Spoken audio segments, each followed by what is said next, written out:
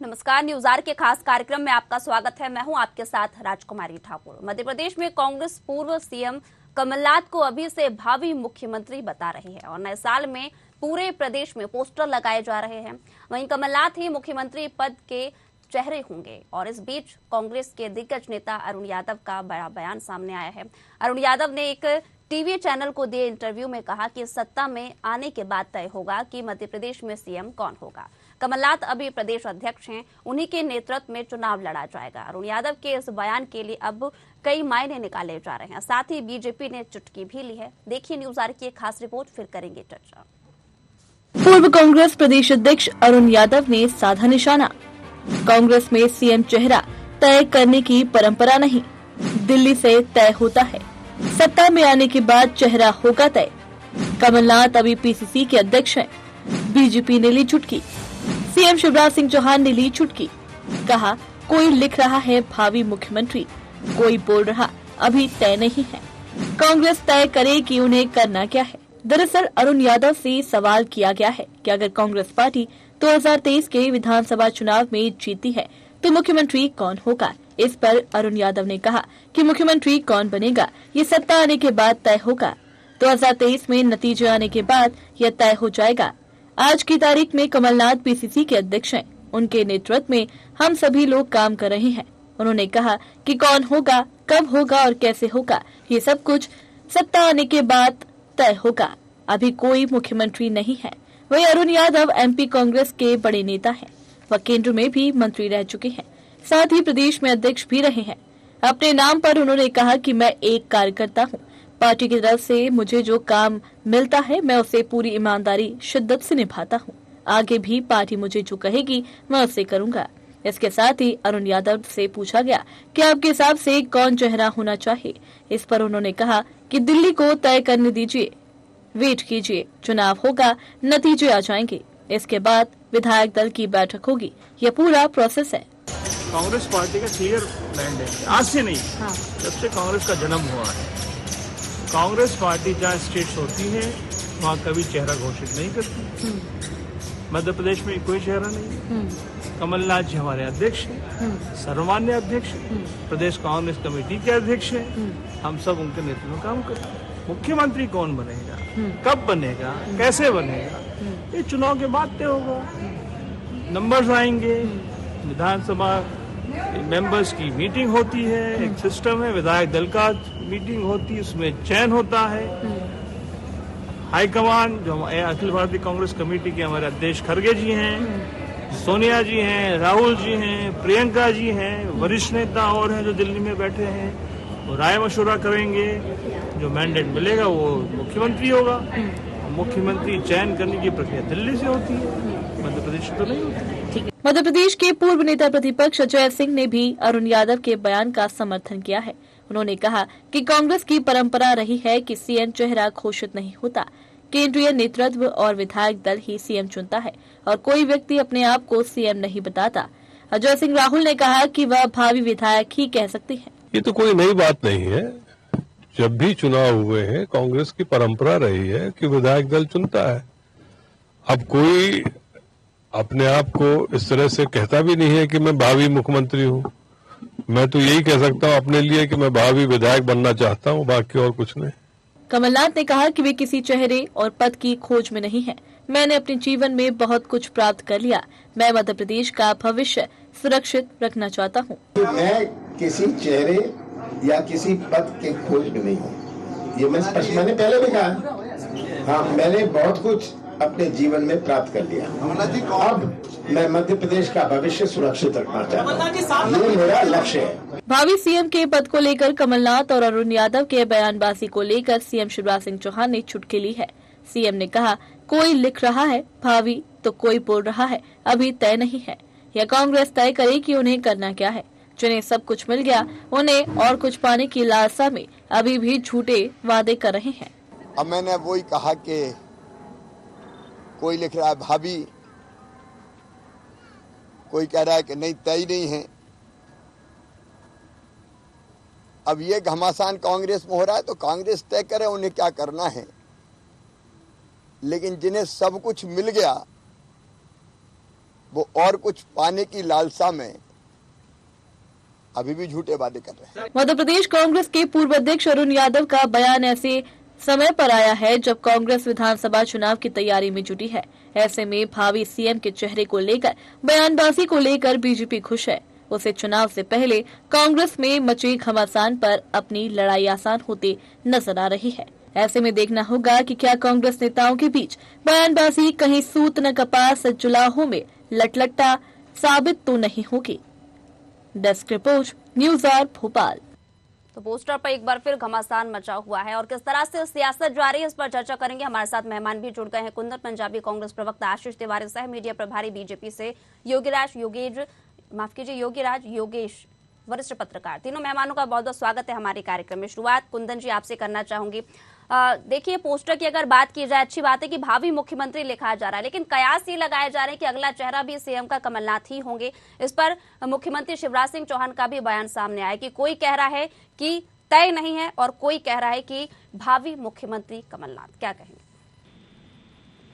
देखिए राजकुमारी जी, ये शुरू से ही देखा जाता रहा है।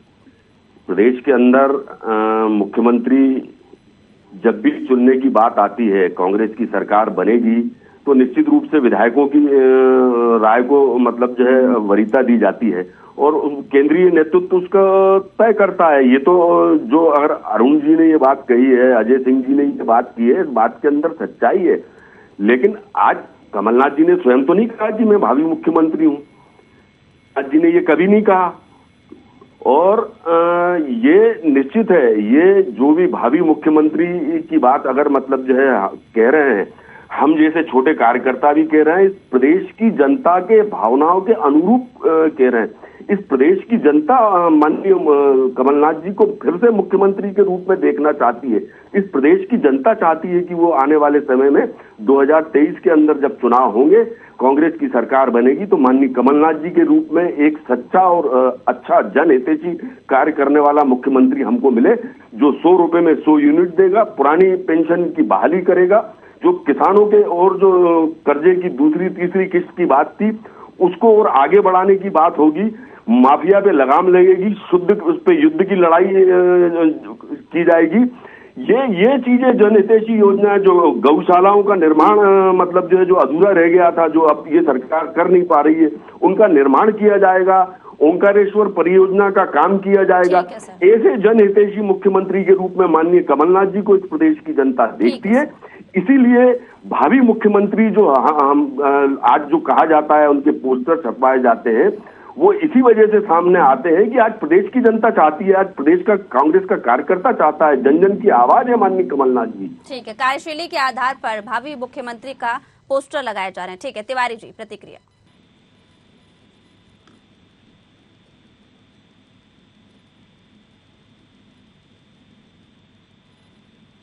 तिवारी जी, आप तक आवाज पहुंच रही है?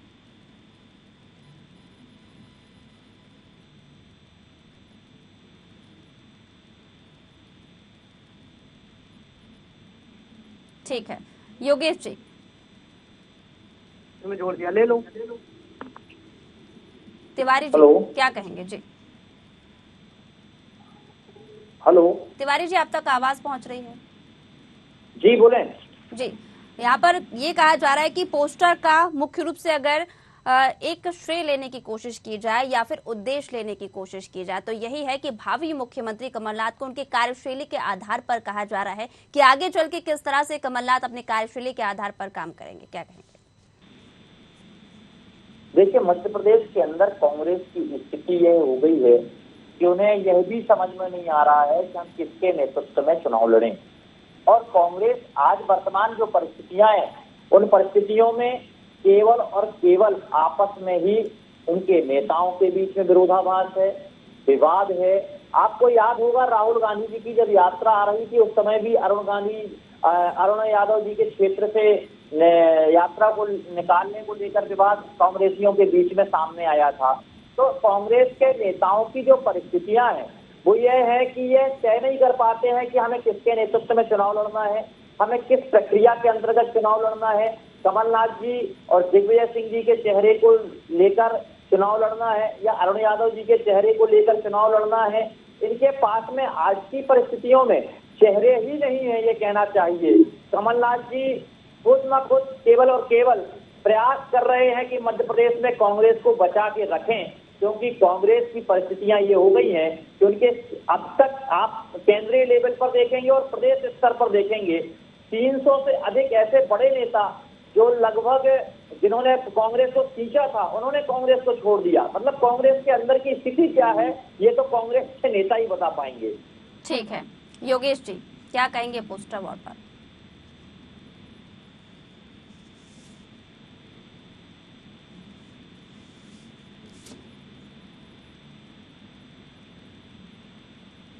जी आवाज नहीं आ रही है। अब आ रही, मेरी आवाज आ रही? जी आपकी आवाज आ रही है योगेश जी, अपनी बात रखिए। नहीं कह रहा था कि ये पार्टी की अपने अपने स्ट्रेटेजी होती है और पार्टी के अपने अपने संविधान है। जिस तरह की अभी कांग्रेस के हमारे मित्र कह रहे थे कि ये तो विधायक दल तय करता है और सर्वमान्य परंपरा तो यही है कि चुनाव के बाद विधायक ही तय करते हैं और ये बहुत कम ऐसा होता है किसी भी राजनीतिक दल में। बहुत ऐसी सर्कमस्टांसेस जब बन जाए, जब कोई इनके पास क्लियर कट तो चेहरा हो तो जरूर डिक्लेयर करते हैं। बाकी तो सारे लोग आजकल चुनाव के बाद ही अपना परिस्थितियों के मुताबिक अपना कैंडिडेट डिक्लेयर करते हैं। लेकिन ये बात बहुत पहले से मालूम पड़ जाती है कि कौन सी पार्टी जीती तो उसका मुख्यमंत्री कौन होगा। ये कई चीज ऐसी रहती है जो पहले से है। अब जैसे कमलनाथ जी पिछले 2018 से मेहनत कर रहे हैं जी। और वो 2018 में मुख्यमंत्री बन भी गए, तो डेफिनेटली बात भले ही कुछ भी कह लें, मुख्यमंत्री का चेहरा भी वही है कांग्रेस की तरफ से और कांग्रेस यदि सत्ता में आती है तो मुझे ऐसा लगता है कि निर्विवाद रूप से वो ही मुख्यमंत्री होंगे। ये कालांतर में भी हमने देखा। जी, कार्यशैली को लेकर यहाँ पर जिस तरह से कुंदन जी ने कहा कि कार्यशैली जो कमलनाथ जी की थी वो काफी अच्छी थी, क्योंकि विकास की योजनाओं की बात की जाए या फिर क्षेत्र के लोगों की हर एक वर्ग को खुश रखने की कोशिश की थी उन्होंने 15 महीने की सरकार में। नहीं देखिए, कार्यशैली तो सारे सरकारों की अच्छी ही होती है और यदि कार्यशैली अच्छी नहीं होगी तो फिर वो कुर्सी पर भी नहीं बैठ पाएगा। क्योंकि है क्या कि हर सरकार आती है, आजकल ये बहुत अच्छा देश में है कि कोई भी सरकार आए उसको डेवलपमेंट की बात करनी पड़ती है और डेवलपमेंट करना ही पड़ता है। ये जनता की कसौटी तो उन्हें खरा उतरना ही होगा, चाहे कोई भी पार्टी हो। अब वो जमाना गया जब आप केवल बातों के आधार पर राज करना है। अब तो आपको काम करके दिखाना पड़ेगा और दूसरों से आप किस प्रकार डिफरेंशिएट है ये आपको बताना पड़ेगा। आप क्या नया लेकर आ रहे हैं, आप जनता की कितनी भलाई के काम करते हैं, ये आपको बताने में, दिखने में और करने में सब में एकाकार आपको होना पड़ेगा। तो हर पार्टियां डेफिनेटली सब अपने अपने हिसाब से सत्ता में आती है, सब पार्टियां विकास करती हैं। आजकल ऐसा बिल्कुल नहीं कह सकते कि साथ विकास का काम किसी एक ही पार्टी ने विकास का ठेका ले रखा हो।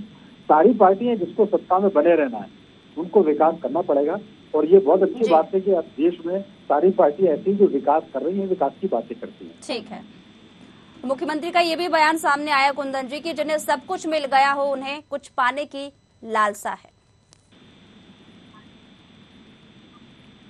दिया था और ये कहा था कि मुझे अभी तक ऐसी कोई लालसा नहीं है, ना उन्होंने अपने आप को कभी मुख्यमंत्री के रूप में प्रोजेक्ट किया। माननीय कमलनाथ जी आज इस प्रदेश के अंदर रहकर आज जो ये भारतीय जनता पार्टी की जो कलाकारी की राजनीति है, छद्म कलाकारी की जो राजनीति, जो प्रदेश के अंदर जो मुख्य मुद्दों से आज मतलब जो है भटकाने की जो राजनीति भारतीय जनता पार्टी कर रही है, आज वो सामने लाना चाहते हैं। आज प्रदेश के अंदर युवा बेरोजगार मतलब जो है बुरी स्थिति में है। 44 साल में बेरोजगारी दर सबसे अधिक है। आज प्रदेश के अंदर घपले घोटाले जो है, ऐसी कोई योजना, ऐसी कोई शासन की योजना या ऐसा कोई वो नहीं है जिसके अंदर घपले और घोटाले नहीं हो। आप देख लीजिए किस प्रकार से कारम डैम घोटाला सामने आता है, व्यापम घोटाला सामने आता है, पोषण आहार घोटाला सामने आता है, नर्सिंग घोटाला सामने आता है, खनन घोटाला सामने आता है, खाद घोटाला सामने आता है, दवाओं में की खरीदियों में घोटाला सामने आता है, ई टेंडरिंग घोटाला सामने आता है। इतने घोटाले की मैं अगर राजकुमारी जी अगर लिस्ट लेके बैठ जाऊंगा तो ये डिबेट खत्म हो जाएगी। लेकिन वो घोटालों की जो परत है ना वो और सामने आती जाएगी और डिबेट का समय खत्म हो जाएगा। इतने घोटाले जो 18 साल के अंदर भारतीय जनता पार्टी की सरकार ने इस प्रदेश के अंदर किए, उससे प्रदेश की जनता त्रस्त है। इसलिए माननीय मुख्यमंत्री के रूप में आने वाले समय में माननीय कमलनाथ जी को इस प्रदेश की जनता मुख्यमंत्री खुद बनाना, इस प्रदेश की जनता चाहती है कि मुख्यमंत्री के रूप में माननीय कमलनाथ जी का चेहरा हो और माननीय कमलनाथ जी हो। और इन्हीं भावनाओं के अनुरूप कांग्रेस का कार्यकर्ता भी चाहता है आज की आने वाले समय में जब चुनाव हो और कांग्रेस की सरकार बने तो माननीय मुख्यमंत्री कमलनाथ जी हो। ठीक है, बीजेपी की सरकार हटाने में यानी कि भ्रष्टाचार वाली सरकार करार दे रहे हैं यहाँ पर तिवारी जी।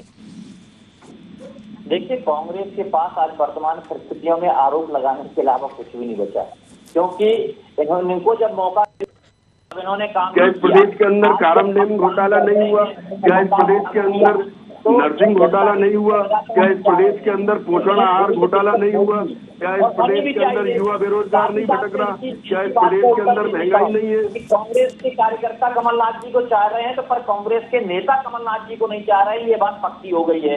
अरे आपके यहाँ जो सिर्फ फुटबॉल चल रही है ना, शिवराज गुट, महाराज गुट, नाराज गुट और लाचार गुट। अभी उमा भारती जी किस प्रकार से मतलब जो है आपकी सरकार के लिए मुसीबत बन के सामने आई है। आप ये देखिए आपके यहाँ कितनी गुटबाजी है। रोजगार मिला है, ये मध्य प्रदेश में काम हुआ है। प्रदेश की जनता आपकी विदाई तय करने वाली है 2023 एक पार पहुंच चुका है। मैं तो काम गिना रहा हूँ आपकी और आपकी जो ये यात्रा निकल रही है ना, ये अंतिम यात्रा और निकास यात्रा है। ये यहाँ पे जनता निकास करने वाली है आपका। क्या कर रहे हो? सवाल पूछने पे इधर उधर की बातें कर रहे हैं कमलनाथ जी, उन्हें उत्तर देना चाहिए जब शिवराज जी प्रश्न पूछते हैं तो। अरे आपके कमलनाथ जी जो सवाल कर रहे हैं उस पर शिवराज जी जवाब ही नहीं दे पा रहे हैं। वो तो समय ही नहीं रहता उनके जवाब देने का। जवाब देंगे जैसे कुछ किया ही नहीं इस प्रदेश की जनता के लिए। कोई भी चीज में थक गए मतलब जो है आपके शिवराज जी। केवल आंकड़ों में नहीं किया, हमने जो काम किया है वो जनता के बीच में जाके काम किया है। आपने सिर्फ भ्रष्टाचार किया है इस प्रदेश के अंदर, आपकी सरकार ने सिर्फ भ्रष्टाचार किया है। मध्य प्रदेश की जनता जब रात में सोती है और सुबह उठती है तो नया घोटाला और भ्रष्टाचार सामने आता है। किसी की पकड़ नहीं है कि 2023 में आपको घर बिठाने का काम करने जा रही है इस प्रदेश की जनता। याद करिए जो प्रधानमंत्री जी और कमलनाथ जी मुख्यमंत्री बनेंगे, ये तय है। ठीक है योगेश जी, अभी आपने कहा था कि कार्यशैली तो सभी सरकारों में होती है अच्छी, लेकिन यहाँ पे सवाल उठता है कि विकास की योजनाएं कई सरकारें लाती हैं, योजनाएं बनाते हैं, क्षेत्र के लिए विकास के वादे भी किए जाते हैं। अब यहाँ पे समय ये आ गया है कि क्या वाकई में जो वादे, जो विकास की इतनी सारी योजनाएं और जो पत्र यहाँ पर प्रदर्शित किया जाता है, घोषणा पत्र हो या फिर उसके आधार पर कि किस तरह से विकास किया जाए, वो विकास पूरे किए जाते हैं या नहीं? देखिए, घोषणा पत्र लाई इसलिए जाते हैं कि एक आपके पास एक टारगेट होता है कि हमको आने वाले 5 सालों में करना क्या है, और सारी पार्टियां की कोशिश ये रहती है कि हमारे जो घोषणा पत्र के वादे हैं वो एक एक करके सारे पूरे किए जाए। अब ये बात सही है कि मध्य प्रदेश में 2018 में ऐसा नहीं हो पाया और बीच में सरकार गिरा दी गई है, जैसी भी परिस्थितियां बनी। लेकिन वर्तमान संदर्भ में यदि आपको सरकार में बने रहना है, सत्ता में आना है, तो आपको जनता की बात करनी पड़ेगी, जनता के काम आपको करने पड़ेंगे। और जो पार्टी जनता के हित के ज्यादा से ज्यादा काम करेगी, जनता उसको अपने सिर माथे पे बिठाएगी। तो अब तक के समय की बात की जाए तो बीजेपी ने जो विकास के वादे किए थे वो पूरे हुए हैं या नहीं? देखिए, कई सारी घोषणाएं तो भी बीजेपी को भी करना बाकी है। और मध्य प्रदेश में वर्तमान संदर्भ में आप बात करें तो ऐसा कोई दिन नहीं जाता जब कोई ना कोई कर्मचारी हड़ताल पर ना बैठा हो। भोपाल में पर डे कोई ना कोई किसी न किसी मांगों को लेकर मैदान में है। तो ऐसा भी नहीं है कि इनकी मांगे पूरी सरकार इस दिशा में काम नहीं कर रही है, लेकिन सबको संतुष्ट करना भी मुझे ऐसा लगता है किसी सरकार की बस की बात नहीं। लेकिन जो 5, 6, 7 जो आपके मोटे मोटे जो एजेंडे होते हैं, जिसको कि जो आपके 4 इश्यूज रहते हैं, यदि आप वो भी पूरा कर लें तब भी जनता आपके साथ हो जाती है। तो सारी राजनीतिक पार्टियों की ये एक टारगेट होता है कि जो उनके 4 इश्यूज है उनको पूरा कर दें, और मुझे ऐसा लगता है कि पार्टियां उस दिशा में काम करती हैं।